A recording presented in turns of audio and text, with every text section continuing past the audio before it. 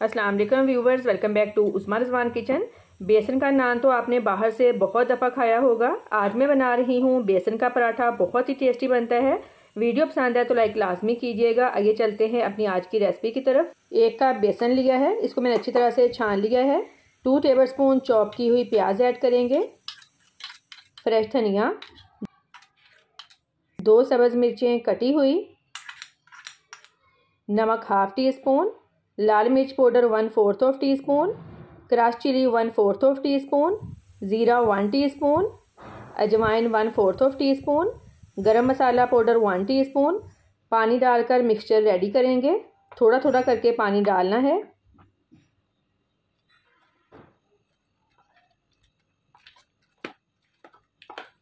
ये वाली कंसिस्टेंसी बिल्कुल परफेक्ट है।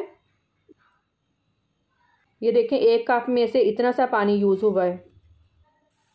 मैं गंदम के आटे का पेड़ा ले रही हूँ। आप मैदा या सफ़ेद आटा भी ले सकते हैं। पेड़ा आप अपनी मर्ज़ी का छोटा या बड़ा बना लें। बेल लेंगे। तवा गरम हो गया है, रोटी डाल देंगे।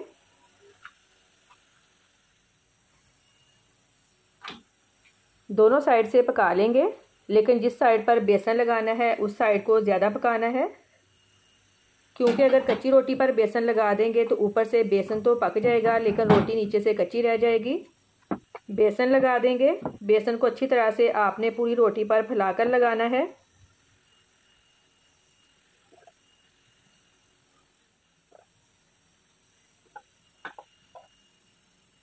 फ़ौरन से साइड चेंज नहीं करनी। जब रोटी के ऊपर अच्छी तरह बेसन सेट हो जाए फिर साइड चेंज कर लें। फ्लेम लो कर दें ताकि दूसरी साइड जले ना। ऑयल या घी लगा लें, साइड चेंज कर दें। अब दोनों साइड से अच्छी तरह से पका लेंगे।